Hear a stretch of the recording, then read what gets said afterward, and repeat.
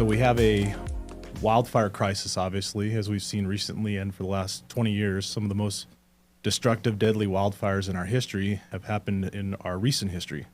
There's also an insurance crisis. We have a lot of people who are having a lot of trouble getting insured or having to go through Fair Plan to get insurance.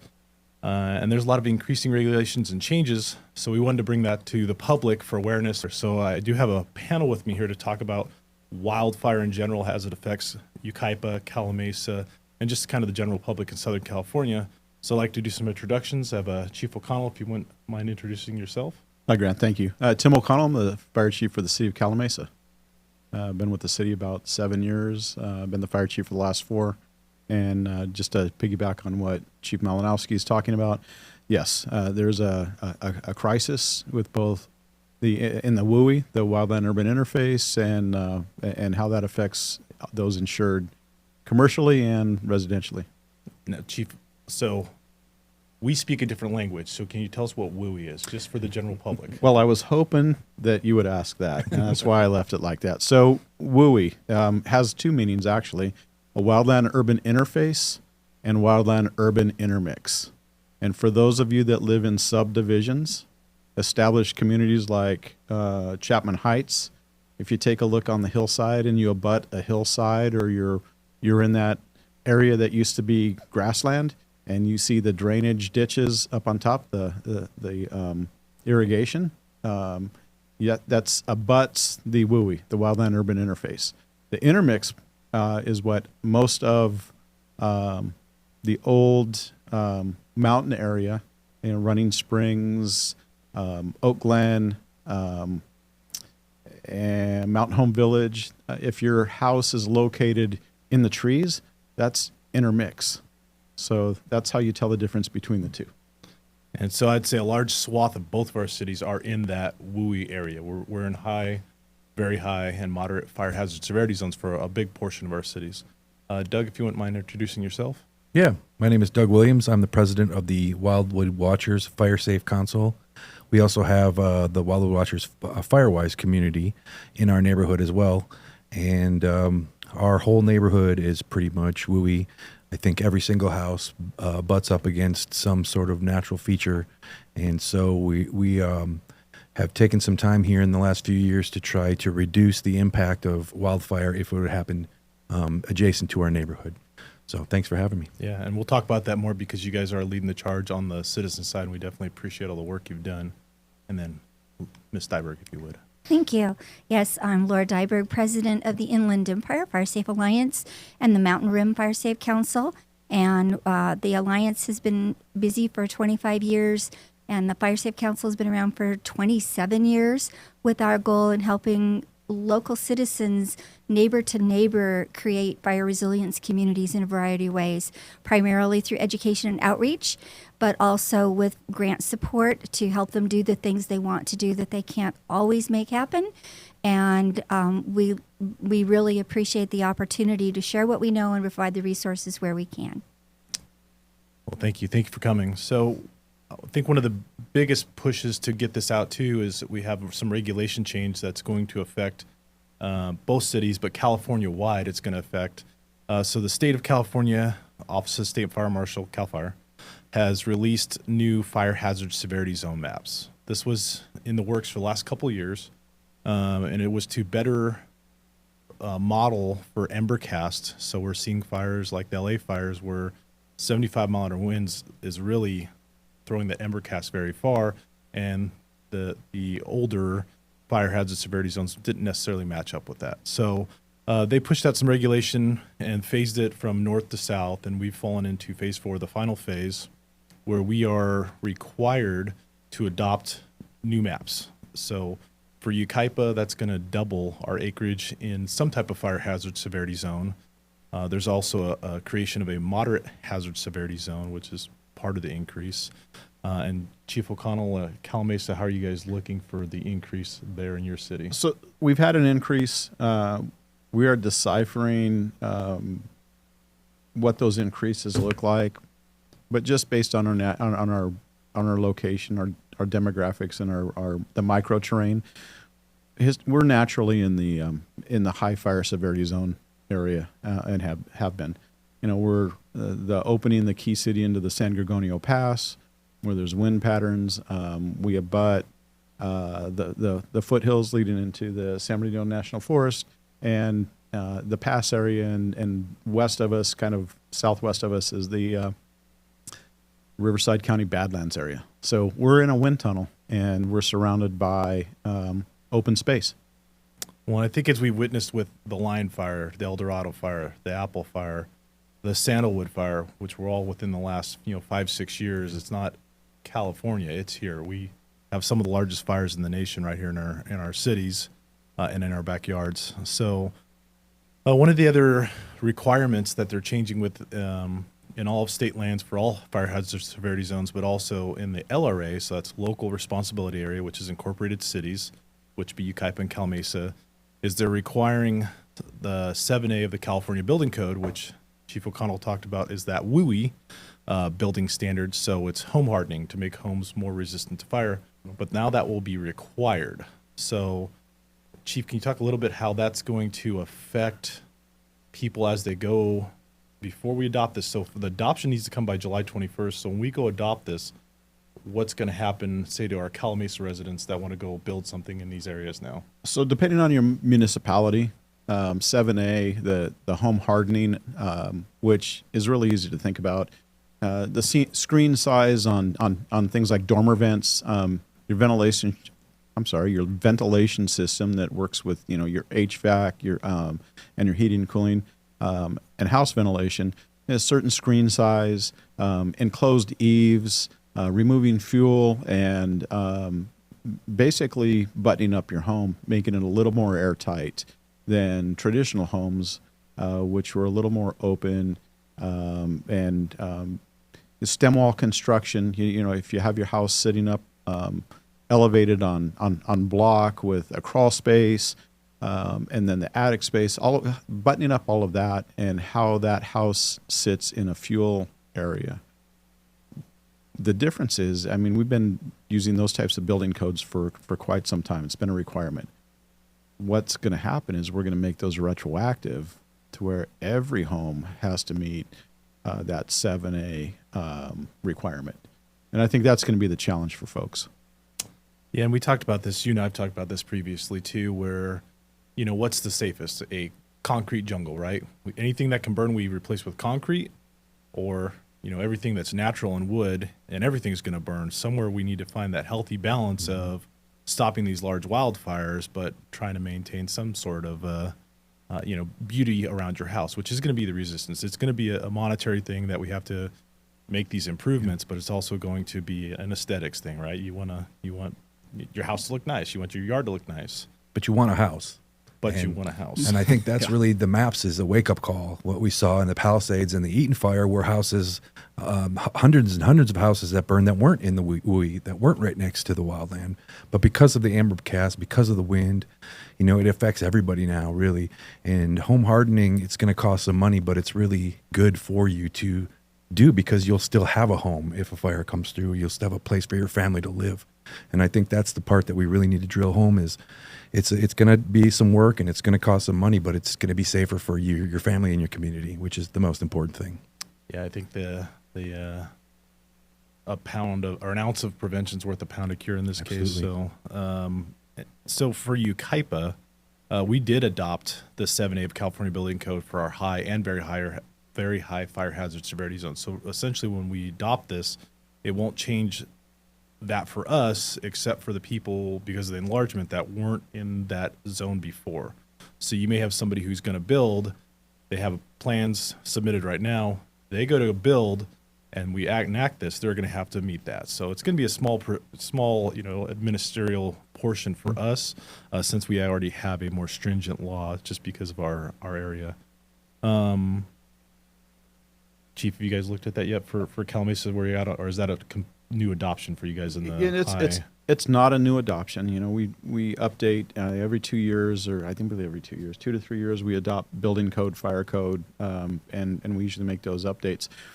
I think the challenge for us as fire chiefs, and again, you and I have talked about this, but public education aspect of it.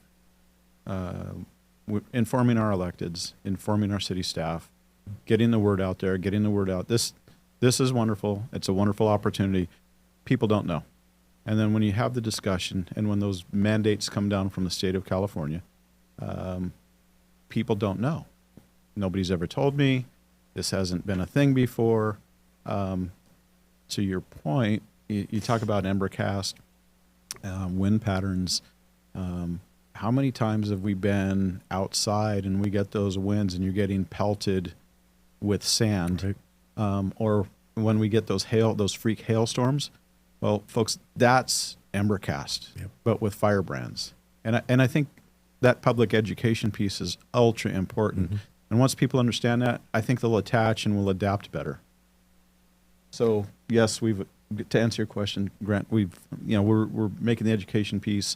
We're continually updating municipal code, but that education piece is a tough one for us.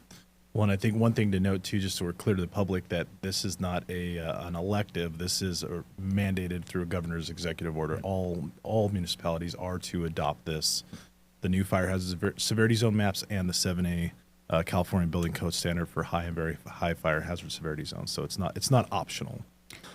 So as fire chiefs, we don't deal with insurance. We deal with the people think that like I can't get insurance because I'm in a fire area. We don't control any of that. And I know you guys don't either. And then we have a Department of Insurance for California. We have insurance brokers, insurance agents. But since you guys have dealt with this more on the public side with Fire Safe Alliance, Fire Safe Councils, and Firewise Communities, would you guys kind of talk about from your perspective, where we're at with the kind of insurance crisis and what you guys are seeing and as you help people with that? So specifically regarding insurance, this has been a higher priority for Fire Safe Councils and the Fire Safe Alliance in the last couple years in dealing with what people are encountering. And I think it's really important to say regarding the updated maps that Department of Insurance Commissioner Laurel has stated that for the most part, the maps are not truly relevant to insurance. It may or may not affect it. And that is true. The insurance agencies use a plethora of resources to make decisions about the risk in your area that they're taking into consideration for your policy. Are the fire hazard severity zone maps one of those things? Perhaps. However, they're going to make their own decisions in a lot of ways. Another example right now has to do with something called Zone Zero. And Zone Zero is coming about within it's an area within 5 feet of your home. The state of California Board of Forestry, CAL FIRE are in the process of finalizing some of those specifics now for adoption by the end of the year. But insurance companies have been using that for several years. And it's very frustrating for some people when state and local codes don't require that as strictly, and now the insurance companies are asking for it. So the councils and the alliance are working towards dealing with the labyrinth of getting the best insurance possible, understanding your insurance. We're holding regular insurance workshops to help people be the best advocates for themselves, because while we understand the challenges of getting insurance in California, there are dozens and dozens of bills in Sacramento right now addressing this. But in the meantime, in real time, we're living the fact that our insurance is doubling, tripling, and more. But we can be better advocates. We can learn more about what can be included and how to work our insurance policy and how to work with our agent or broker to make the most advantage of what we can that is within our control as property owners, and then also working with the state legislatures and others on how to make sure that it makes sense, whatever the decisions come out, whatever decisions come out.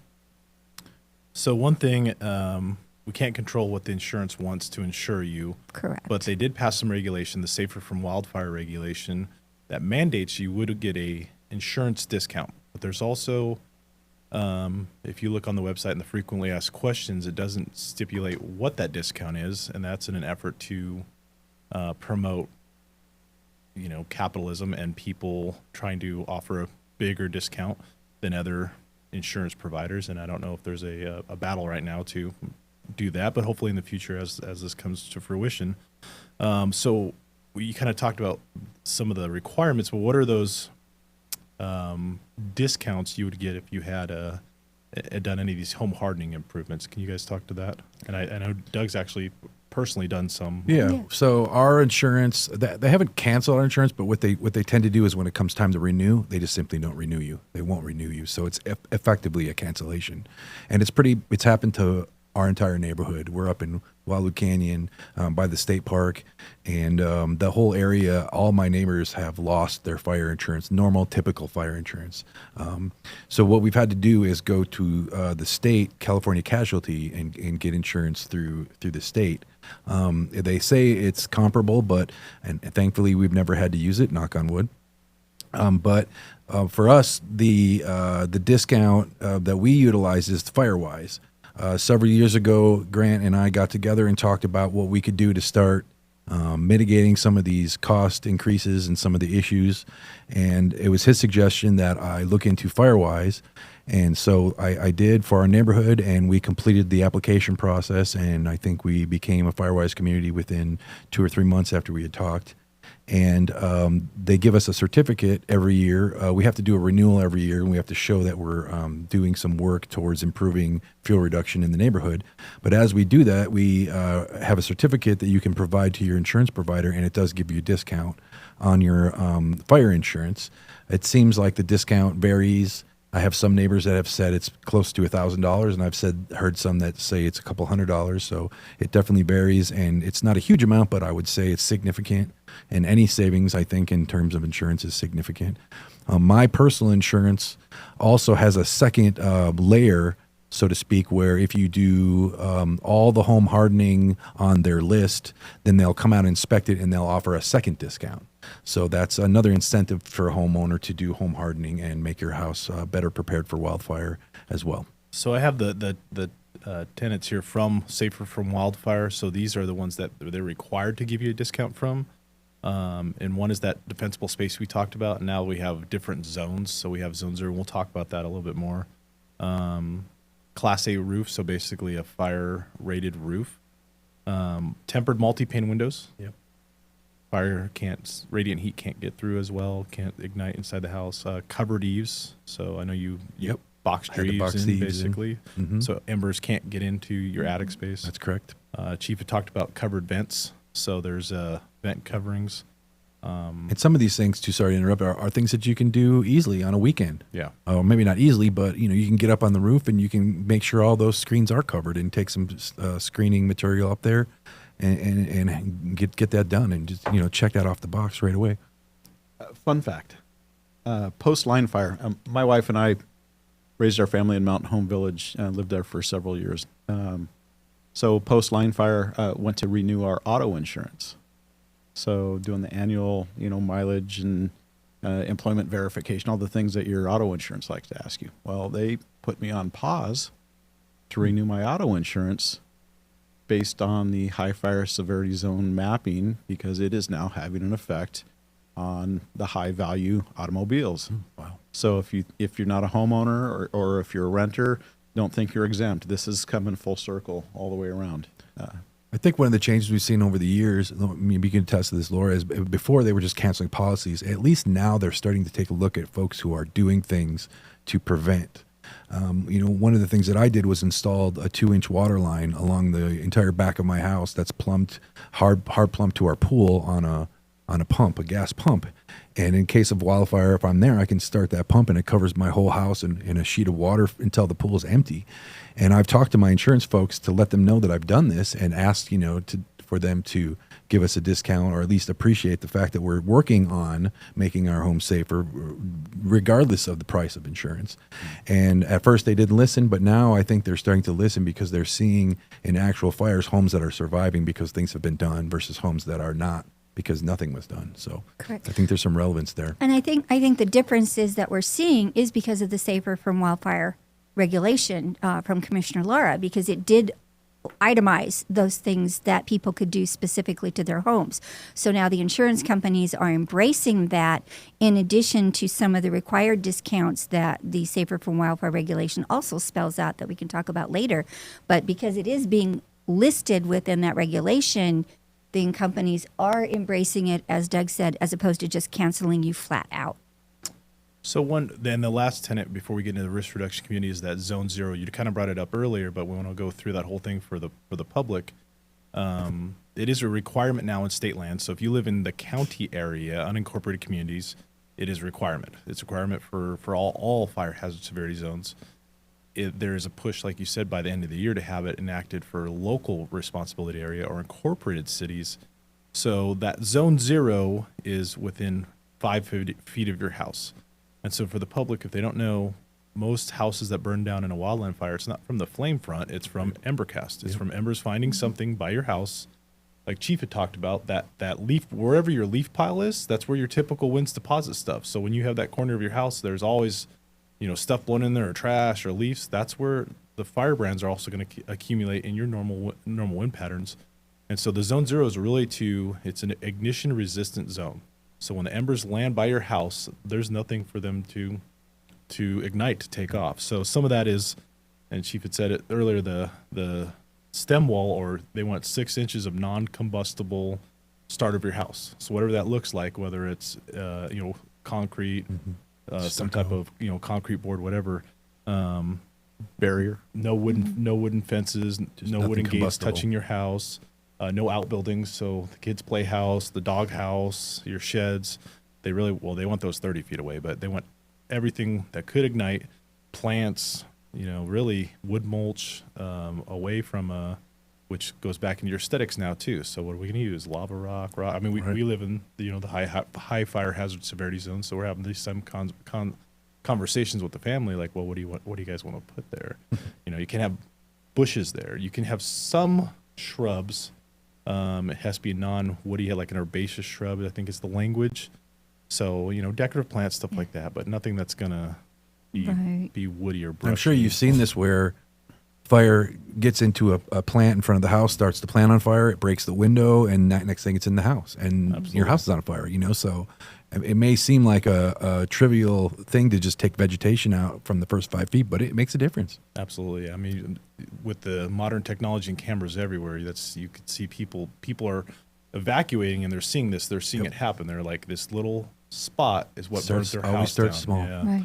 I That's saw a video unfortunate. today where they showed somebody had not cleared their gutters, and the ember cast just lit the leaves on fire, got the gutters, made its way to the attic, and then the whole house was lost just because had they cleaned their gutters, that may have had a better chance of saving their house. Yeah, absolutely. So one of the main goals out of the podcast today is to talk about risk reduction communities.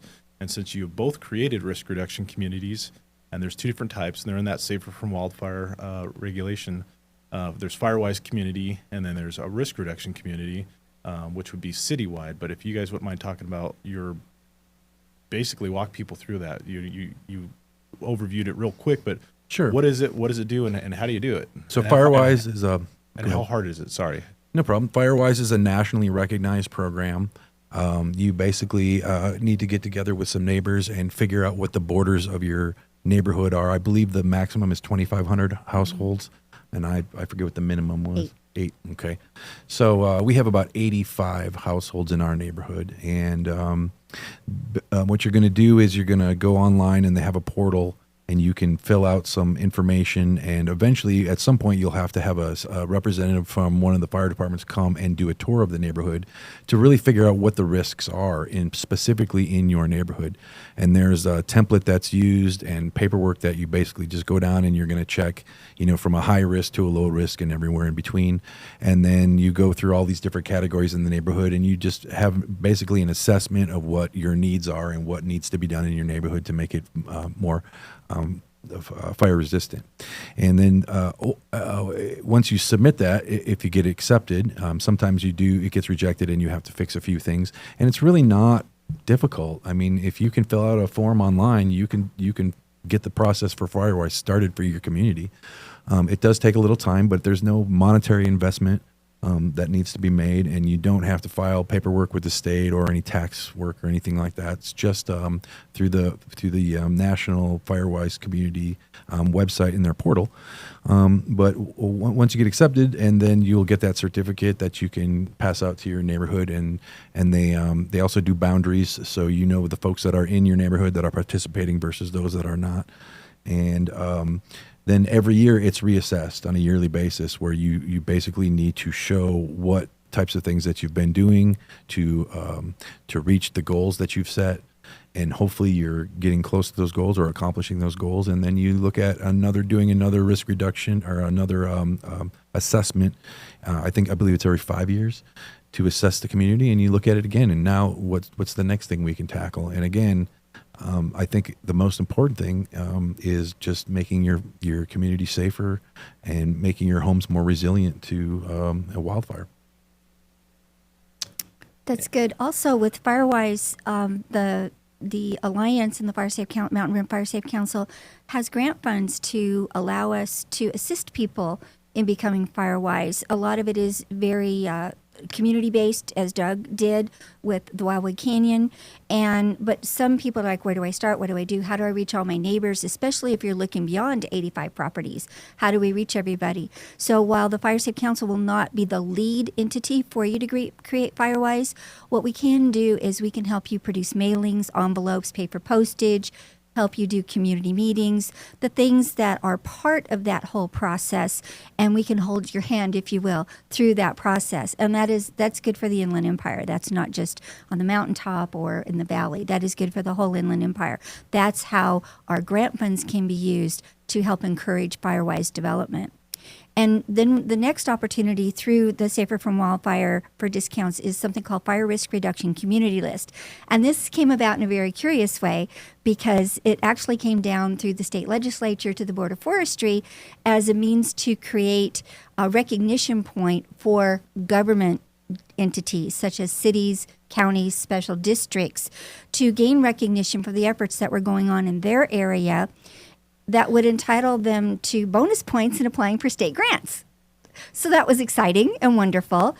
However, Commissioner Lara identified that as a very excellent way to then spread that out to the whole community as a benefit by requiring insurance companies to give discounts to those communities that were within areas that had received the Fire Risk Reduction Community recognition. There's no effort whatsoever on the part of the community. It's all dependent upon our local fire agencies or city government or county government to submit that application, and that occurs every 2 years that they can do that. But once it is in place, that list becomes available to the community, and once a property owner realizes or is made aware that they're in such an area, they can submit that list to their insurance companies. Many insurance companies are accepting the list and going forward.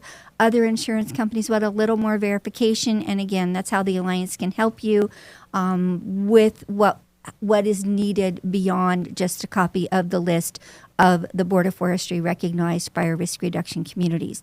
And as Doug said, the discounts, whether it's Firewise or FRRCL, or if it's even just the Separate from Wildfire standards, the discounts are at the discretion of the insurance company. And so they do vary. I've heard as little as 5% all the way up to 23%. So it does vary. So, but both of those are available. Some insurance companies will combine them. Some of them will only accept one or the other. So again, that is at the insurance company's discretion. Right. Like we said, the regulation doesn't necessarily match up with what the insurance wants to do because they're both considered risk reduction community status. So we are, Chief and I have talked about this too, we were unable to get applications accepted by the Board of Forestry for the last cycle, but we're working towards our 2026 submittal, since you said it's at every 2 years. So we're working on that for our citywide risk reduction community status. Definitely less of a process than trying to get 55,000 people into a bunch of Firewise communities. But with that, we'd still advocate for the Firewise community, that kind of smaller local neighborhood control. And in fact, I'm a Chapman Heights resident, so right out the back window here, and we're in the process. Like Doug said, it's, as a citizen, it's pretty easy. We made our core members, we had a meeting, talked to our electeds, got their buy-in, started filling out the application. We contact CAL FIRE, who's the collaborator for our city for NFPA, have them do a site survey, have them review our plan, and then once approved, we submit it to NFPA for approval, and it's literally that easy. So we have to have a plan, but your first submittal is a plan, and then then you need to see some actual work on it as you renew and all that. So really it's just starting a plan and you get that status, but now you have to work towards maintaining it. And that's all it's listed out. And it's on fire.ca.gov and we'll post all this so the public knows to the city websites and also the regulation and any of the other stuff. We'll have one page just so people can find all this stuff we're talking about without having to And if there's any search it. neighborhood leaders or people that want to step up and start a Firewise, please contact myself or Grant, and we'll help you get started. We'll get you going, and it's a really good thing. We want to promote it, we want to push it, and we're here to help you. So let Which us is know. why we're here. When we did the Firewise Community Workshop, we talked about all this stuff to all 6 residents that showed up. So we had 6 Yes. residents really well informed in a 2.5 hour meeting. But they were there, so they got the full package there. So Laura, you kind of talked to you about. I'm sorry, Chief. Anything else on the risk reduction community or No, anything? the fire department has to do their part on the risk reduction community, that application process, and we're kind of at the will of the application process. Chief talked about it. We missed the window education piece, but going back to Doug's point, it's really a grassroots effort to get that Firewise and Fire Safe program going within the communities, and you can do that right now. And that's the frustrating part for fire chiefs up and down the state of California. You go to many different meetings, many different groups, and we're helpless with what's being mandated, and would like to see that community involvement. Right. It's very important. Overall, it makes your job easier in the long run. Yes. If people are more prepared. Well, and we talked about it before this too. We can't just go in all the open spaces in the city and do hazard fuel reduction, and then the residents don't do anything, and vice versa. We can't just say, hey, you guys need to go do home hardening defensible space, and then we don't do anything. So it's concurrent effort, but when we both come all together, it's going to make our cities that much more wildfire resilient. A part of the fire risk reduction community application does ask the applying entity about its relationship with Fire Safe and Firewise and that type of thing. And so that is a critical component. They want to be sure that you are engaged with the communities in whatever way you can be. Absolutely. So now you'd kind of reference Fire Safe Council, which you both are part of Fire Safe Councils and have created Fire Safe Councils. So for the public, since this, a lot of times this is going to be the first exposure to this. So we talked about Firewise Community, but now you have a Fire Safe Council. What is that? How did you create it? And what's its relation to Firewise in the spectrum of the citizen-driven efforts? Well, the history of the Fire Safe Councils goes back to CAL FIRE back in the late 90s, and a battalion chief at that time who basically came up with the concept of finding a way for CAL FIRE to help local communities help themselves. Again, we like to say we provide the defense so that you guys can provide the offense, and really educating people on how much that they could do. And they came up with the concept of Fire Safe Councils. And a Fire Safe Council, what I love about it is whatever fits your community. There is no cookie cutter template that says thou shalt do this, thou will do that. Some Fire Safe Councils cover an entire county.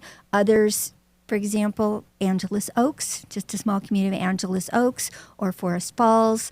They vary, and I love that because it's whatever fits and whatever will work for that community. Fire Safe Council's primary goal is education and outreach, holding hands. What can we do? For the mountaintop, the Rim of the World communities, from Crestline all the way over to Big Bear, our Fire Safe Council started up there after the mill fire in 1997, and there were a lot of challenges with that fire. It was on Forest Service land, and when the Forest Service reopened the recreation area a year later, we lost our collective minds. How dare you expose us to those fire hazards? And the forest supervisor at the time was very brave, came to a standing room only meeting there in Running Springs, and he basically said, we're working on what we can do, but what are you doing? And we went, what? What are we supposed to do? And that really led us to create a group of citizens to talk about what we needed to learn. And because every year we would get our little citations for our annual cleanup, and that was about it. In the meantime, a CAL FIRE battalion chief came up and he goes, gosh, you're acting like a Fire Safe Council. Do you want to be a Fire Safe Council? And we're like, no. We ultimately learned that it was a really great opportunity to engage with partners, because it really is all about partnerships. While the agencies, like you said, have to depend upon the community to work. As a community, we really need our first responder agencies to help and educate us and guide us, because we don't understand fire sciences, fire suppression, or any of that. And so that was the beginning of the Mountain Rim Fire Safe Council back in 1998. And then we were so engaged with that, we started helping the local CAL FIRE unit in creating other fire safe councils throughout the Inland Empire. Angeles Oaks, Forest Falls, Mount Baldy, Lytle Creek, Wrightwood, and beyond. And at one point we developed 14 fire safe councils. When I say that, we showed up with the pom-poms and led the cheering on for the community to explain how easily it could be. Being a fire safe council doesn't give you a discount. Being a fire safe council means your community is dedicated to doing everything it can to be more fire resilient. The Firewise, on the other hand, Firewise is a very specific community effort with a laundry list of things to do, a risk assessment, and a plan on how to attack that assessment. That is the community gauging very, very specifically, whereas Firewise is more global. Again, we get involved with things like the insurance challenges or the California Environmental Quality Act or grazing.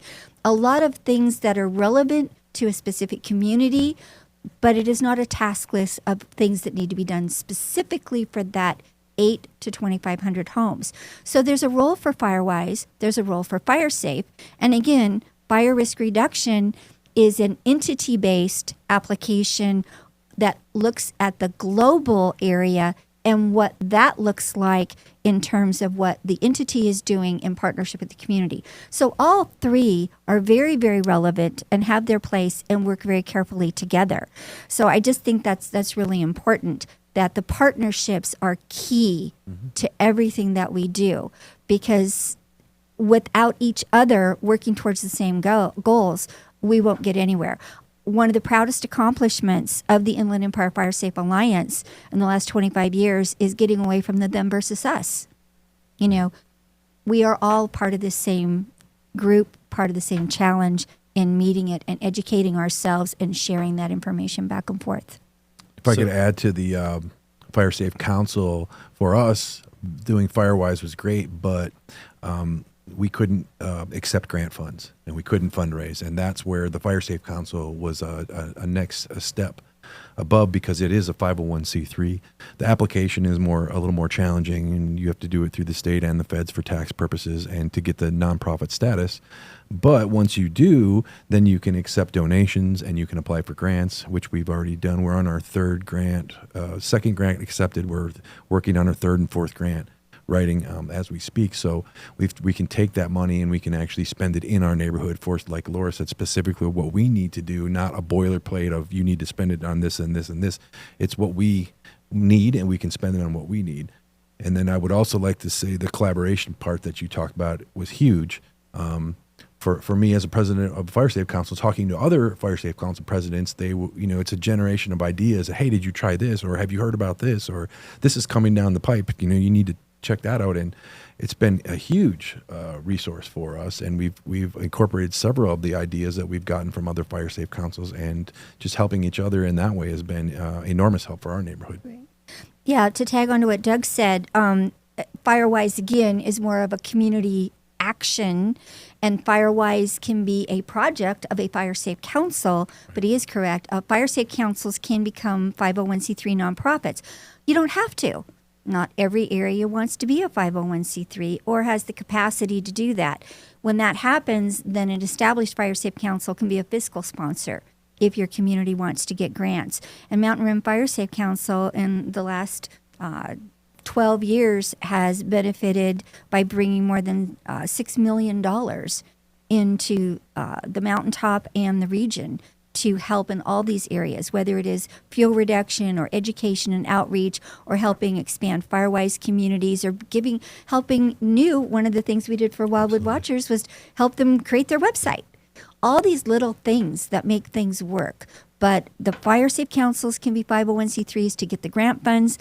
Firewise are an excellent first step, either with or without, before or after your Fire Safe Council. And then the FRRCL is our partnership with the agencies that are in our area. Absolutely. It's amazing the citizen volunteer efforts out there. Like you said, you help mentor Doug and get that going, just like he thrown out earlier, like, please reach out to me and we'll help you. So that's all I've ever witnessed from you guys and from the public side is like, let's do this. If you have the passion or you want to do it, we will help you do it. So Absolutely. And a little out of order, and I want to go back to one other thing, but you've helped us too, and we don't pay you. It's all out of your heart. We got a grant from Inland Empire Resource Conservation District, which they're great partners as well. We got a heavy duty chipper here in the city of Yucaipa, just like we would use in our mountain communities for chipping. So we started doing some community chipping. Then we reached out to you to partnership, even though your Mountain Rim Fire Safe Council, for community chipping days, which is coming. So to make it easier for our folks, especially if you're maybe older, it's a little harder to load a truck, go somewhere to drop it off. We're going to offer curbside chipping here in Yucaipa. So that's I would say a daunting task for me. It's just another program, but we call you and if you can kind of walk us through what that looks like. You already have the website, but just for the public, which we're going to utilize it. But how does that look, and how will that? Right. So every community does roll out their chipping differently. Some just do drop-off chipping. Some do the curbside chipping that you're going to be initiating here soon. And basically, once the timing of the cycles is determined, then we will add you to the website. The website is freechipping.org. It's real easy to remember, freechipping.org. And the property owner can go to the website and click on a button for their community or zip code. And it will take them to some information about the timing, about the processes, about the local criteria, because that does vary from community to community. And where it's required, then they can fill out a form that will allow them to provide the information so that the agency will know where to go, what to expect, and provide that information for contact information. In the mountains, we do a monthly cycle from June to September. In other areas, they do it once or twice a year. And there's a lot of pieces and parts to it, but once we determine what that will be for Yucaipa and Calimesa, then that will be on the website, and they would just have to go to freechipping.org, and that's it. And our partnership in this is because we think chipping is the single most valuable thing that helps the property owners in getting rid of their slash. A lot of people are willing to do the work to trim the trees and things like that, but have a tremendous difficulty, as you said, in getting rid of it and getting it off their property. So we have found in the 10 years that we've been offering curbside chipping that it is the thing that makes it the easiest for the people to do the work they really want to do, but have been hesitant because they just didn't know what they were going to do with all these branches and everything. So we're very excited that you're going to be a real direct partner of freechipping.org. We're excited too. Yeah, absolutely. Yes. Everybody, it's gonna be great. And Chief, anything on the Calimesa side as far as drop-off chipping or chipping projects, or? So I'll talk to the city's plan, and I don't want to get ahead of our agenda, but so we take a holistic approach. You've talked about all the steps that you've taken in the mountain communities, and I had a division chief, San Bernardino County Fire Division chief, that told me that, hey, we live in a community that tries to kill us all the way around sometimes, between, fires, floods, etc. Earthquakes. You name it. So you gotta be proactive. Yep. And you guys have been proactive. Well, Grant, kind of back in the day when we first met several years ago, like, you live in a community that, I'd never live in a community like that. You've got too many challenges. And now here we are today, I don't know, 8-10 years later, where we're dealing with the same issues down in the city of Yucaipa that we're dealing with in the canyon. So my point to all that is, in the city of Calimesa, we are taking the approach of a community risk reduction approach, a holistic approach. Community risk reduction, community risk assessment. We're dealing with old municipal, the old style designated neighborhoods, and we've touched on the Zone 0, some of the codification that's coming their way, and then we're dealing with the new build out. We're touching the general plans, specific plans. We'll be getting into the local hazard mitigation plans, and we're dealing with these things and getting that education piece out there. And aside from homeowners, we're also doing fuel reduction models with new development that's coming in. And that is also proven to be a challenge, getting that community risk reduction piece and that fuel modification piece added in, understood, and maintained. So I hope I answered your question. Yeah.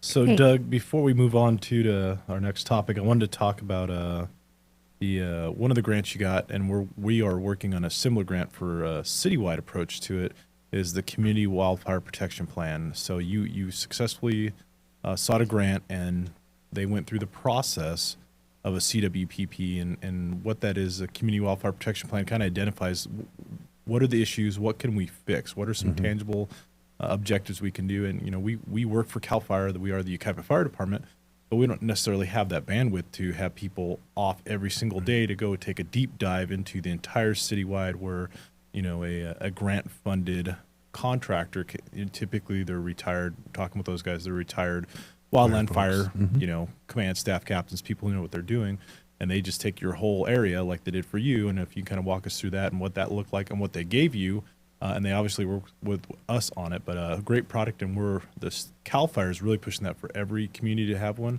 and we're a little ahead on that since we already have our grant application in through USDA. Hopefully that'll be successful. If not, we'll find an alternative means for it. But if you can kind of go over one of the grants you got as a benefit of being a fire safe council. It's like a risk assessment, but just even more in depth. So we did Mountain Fire Rim was our sponsor at that time because we weren't the 501c3, so they helped us get the CWPP in process.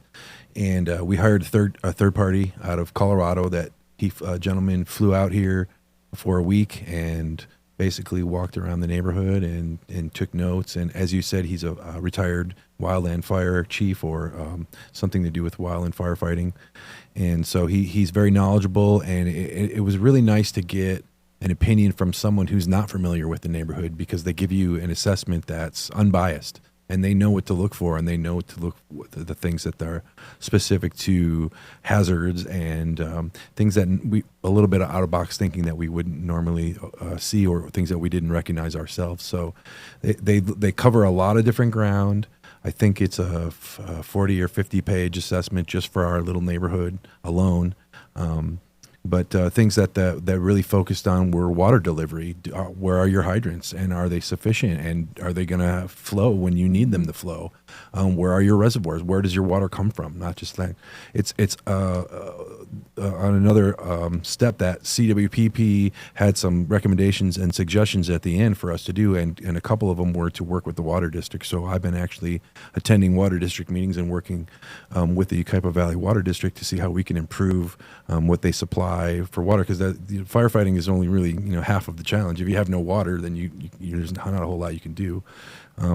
So the CWPP was good, and talking about that, it talks about local weather patterns and things that you can look out for in that area. A lot of home hardening, of course, and just looking at individual houses and seeing what the vulnerabilities are. And two, if you can do as much home hardening as you want to, but if your neighbor doesn't do any of it, and the fire starts at your neighbor's house, it's going to affect you.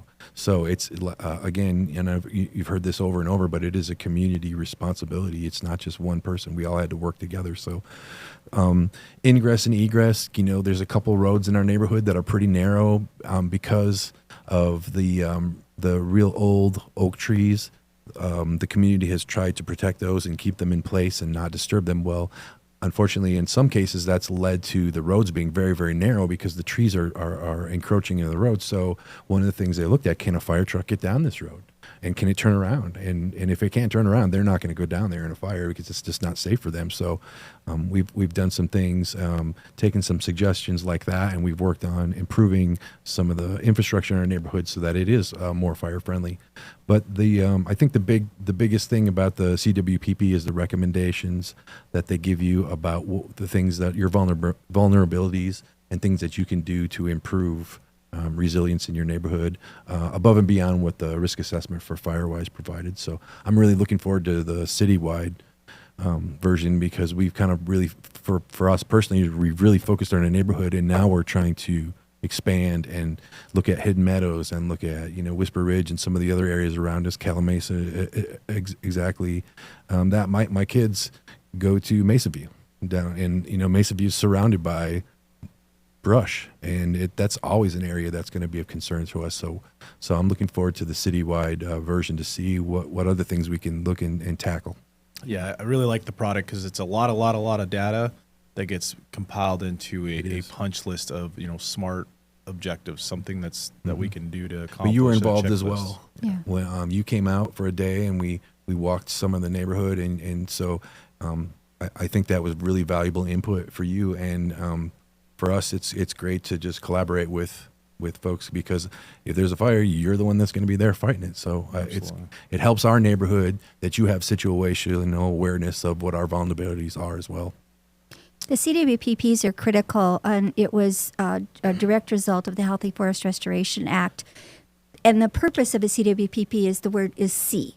It's Community Wildfire Protection Plan. It is not a strategic plan. It is not an operational plan. It is a community wildfire protection plan. And the heart of it is that the risk assessment specialist comes and meets with the citizens and has meetings with the citizens. What do you feel you want to protect? What do you feel the issues are? And then also partners with the local first responders to talk about how to make everybody wants to be on the same page. That was part of the purpose of the CWPPs, because it doesn't matter how the firefighters know what needs to be done if the citizens don't buy into it. So through a CWPP, they're engaged in the process of what needs to be done and how it needs to be done. But more important is most grants these days will ask you, when you propose to get grant money, they'll say, is this project in your CWPP? And you want to be able to say yes, because that is an important factor. That means that some work has been done at a very specific level, engaging a lot of partners in what really needs to be done to make this community more fire resilient. And so Mountain Rim, again, was fortunate enough to grants, the Regional Fire Safe Grant through CAL FIRE, that has allowed us to do several CWPPs for areas such as Wildwood Canyon, Angeles Oaks, DeVore, Lido Creek, and we're doing these CWPPs to help them be able to have that information, to partner with their Firewise, and to make them more fire resilient, because they are given those recommendations, as Doug says. They're getting that from a fire assessment specialist. It's a justification, as you said as well, for when you're writing grants, you can justify what you're trying to do because you've got that on hard paper from a third party that's witnessed it. And Correct. That helps a lot. Correct. Well, and collaborating with the fire department, since we were, CAL FIRE, we're writing the fire plans for the area too. Those same goals and high hazards are going to line up. Where we're issuing it saying that Wildwood's a high fire hazard area, a high concern for us, and then that matches the CWPP, which matches your risk reduction community, and which matches into leading into grants and other items where they're all saying the same things, and kind of gets more action out of what we're trying to work towards. So, Chief, we'd kind of talked about what the public can do and what we're advocating for the public to do, and we also mentioned that we need to do our part too. So we're not just telling you to go do it and then we're doing nothing. So within our cities, we have a lot of resource management projects in the works. And I'll let you go first, kind of what you're looking at for Calimesa, as far as, I know you talked about planning. Planning's a big part, so let's not even create the issue. Let's get ahead of it before we build these communities. But what about your existing stuff where it's not retroactive? What are you kind of working on there? Well, Calimesa is in a unique position. We have a standalone fire department that's been existent for the last 8 years. The contract changed from the county. So it puts us in a different position in terms of inheriting municipal code, establishing municipal code, and conducting simple things. And it starts with a weed abatement program. So the city has had a weed abatement program. That education piece, we've done that. And again, I don't want to belabor it, but we come back around into our general plans, our specific plans, and our safety element. We focus on the safety element of what does that look like, and then we address all of the things that you're talking about, and establishing that CWPP, and going forward, what that looks like. Specifically, the city of Calimesa established a Community Risk Reduction Bureau with their own, what some would call a fire prevention bureau.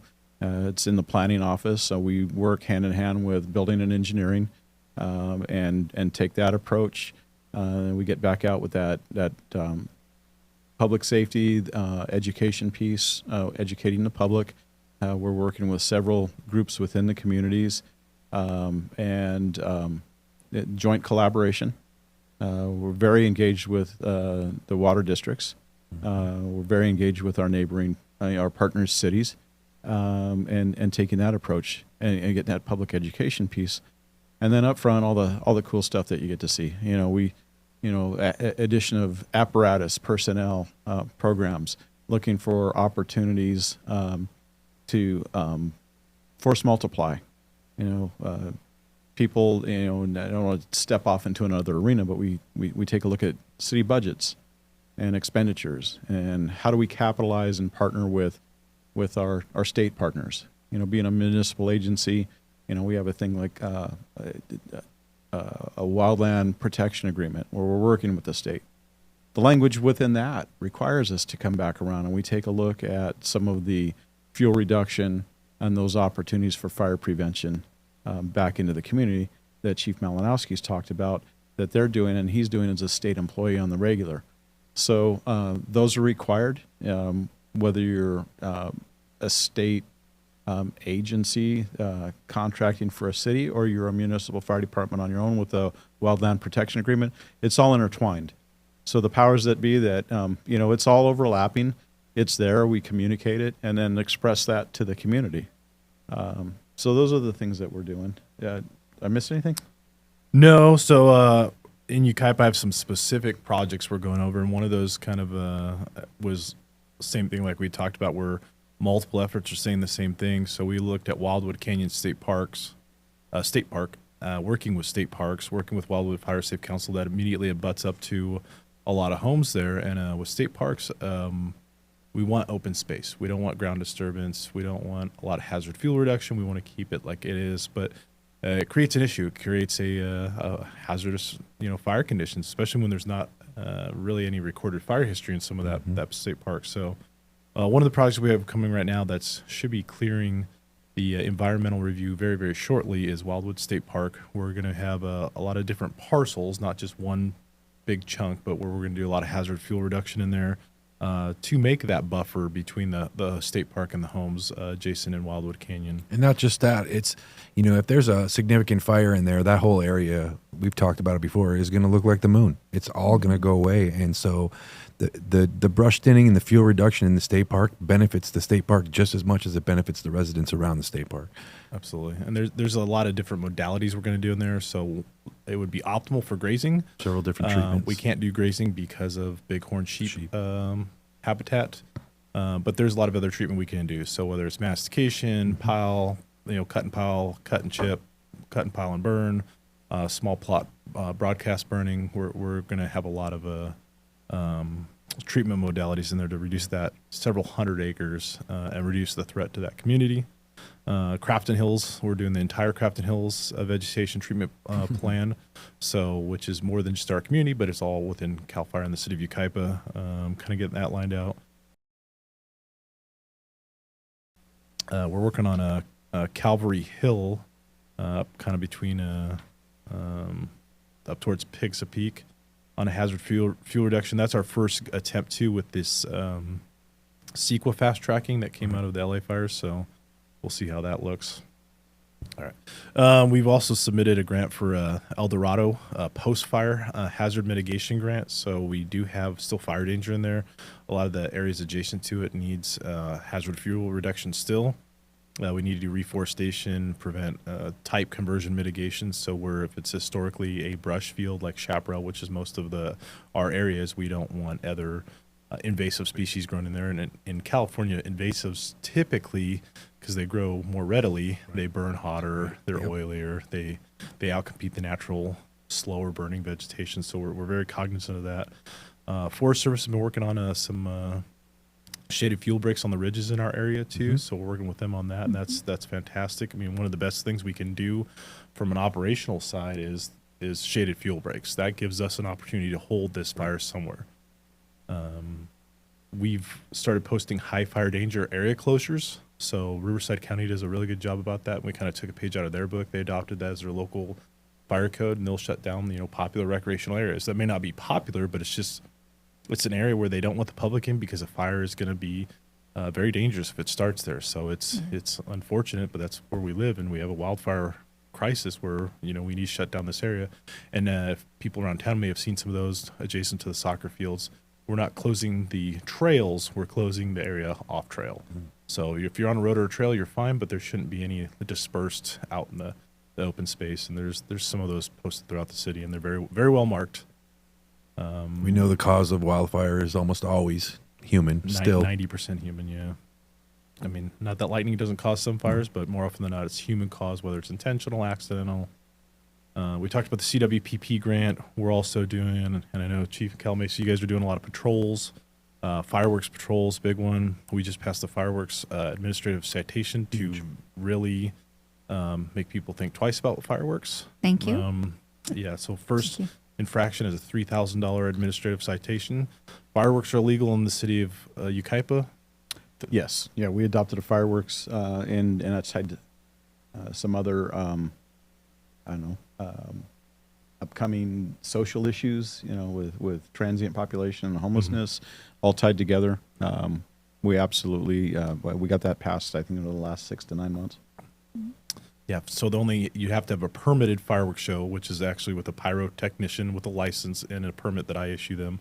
And still day of, we're still concerned with wildfires. Right. So like 4th of July, every 4th of July, I have to say go or no go on that. And hopefully it always works out, because I don't want to be the bad guy who shuts down 4th of July fireworks, but that's the reality. It's risk versus gain.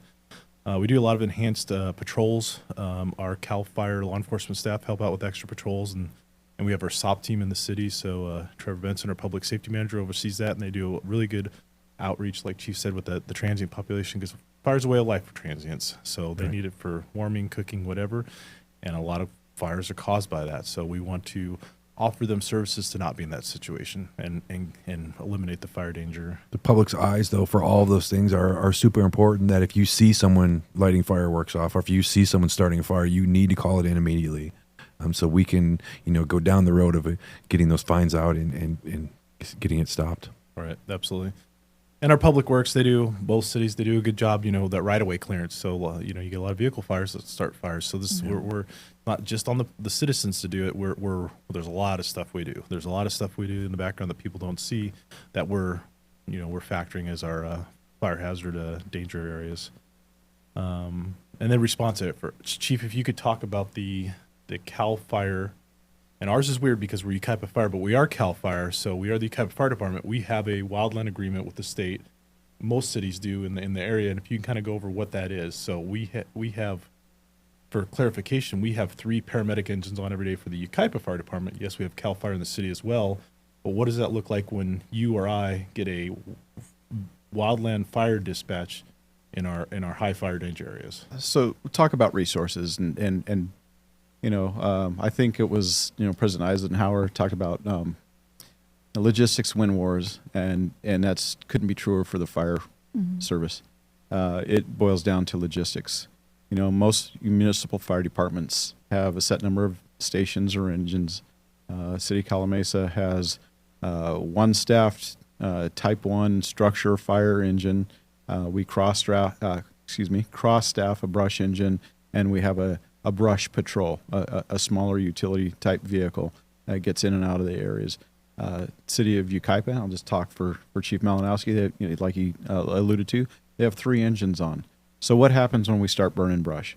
We have agreements with the state of California, and they have a series of low to high dispatch plans, and they have the resources. They have aircraft, fixed wing and rotary wing. That based on fire weather conditions, based on the day or the need, the request through state employees, a state a company officer or better, we can get the aircraft responding for what we need. We can get the dozers and the hand crews and the additional engines that the state staffs up. And usually you're getting between 3 and 5 engines right off the bat, and one of their chief officers and their overhead staffing so that they can request the aircraft, get the dozers, get that response to supplement your incident and to keep it under 10 acres and get that immediate hard stop on it. And I'm pleased. We've been reliant on that. We couldn't survive without it. I will tell you that in the Inland Empire, the fire chiefs, well, not just with the state resources for the red trucks, but the Forest Service with the green trucks, the collaboration in San Bernardino County is amazing. Everybody, it's one team, one fight. Beyond. At most of the time, depending on where you're at, you're going to have 15 engines, 3 chief officers, and then the aerial complement, and then the dozers responding to mash and take care of your responsibility. And I'll just touch on that really quick. As a municipal fire chief, and Chief Malinowski's primary responsibility is municipal fire chief, it's the rooftops. The state responsibility is all over the watershed, and the federal responsibility is the watershed and the forest. So that combined effort leads us to be very successful day in and day out. And I couldn't be prouder to be part of that team. It was pretty amazing to see during the line fire all the resources that were even brought in from across the state or even out of state or out of country. You know, driving down Bryant Street and watching them come back from being in the fire, going back to camp, just lines of fire trucks and all different agencies, and it was really awesome to see. Right. Yes. So our Wildland fire agreement is basically an insurance plan, and both cities and like we said, a lot of cities in the Southern California basically pay Cal Fire a very small portion for what we get, and then we take our high fire danger areas and it gets treated as state land now. So you get the full might of Cal Fire, whatever that is. So like Chief talked about on high level dispatch, we get a chief officer, air attack, 2 air tankers, 2 Type 1 helicopters, or 2 closest helicopters, typically Type 1s now since everybody's converted to the Blackhawks, a dozer, 2 hand crews, and 5 to 7 Type 3 Wildland engines. It's a pretty good initial attack. Yeah. Pretty good initial attack when you're sitting on, First Street in North Bench, Yucaipa, and you get just a report of wildfire. So on top of our 3 paramedic engines, you have the whole fleet coming. So that's a very good. But the data has cost shown, benefit. Especially in the past, where if you can stomp on it quickly and not let it get huge, you're going to be able to handle it. Absolutely. So that's how many why of these that fires happens. that don't have a name, we didn't know what would have happened because we put them out small. Exactly. And then, like Chief said, we've increased our cross staff apparatus as well. So we have a brush engine, we have a water tender, we have a brush patrol, which is a Type 6 pickup truck that can get places an engine can't with water on it, and the ability to pump water. And the mutual aid is huge. So it's not just his problem, my problem, your problem. The fire service and nationwide, but California really has come together where it doesn't matter. And we've witnessed it. We've used it on the El Dorado. Yeah, I called and we had 100 fire engines here in 2 hours. And that wasn't just our Wildland agreement. That was mutual aid responses from other cities, and you're seeing Ontario show up, Rancho show up, and they're there. We call, they drop what they're doing, they come out, and vice versa.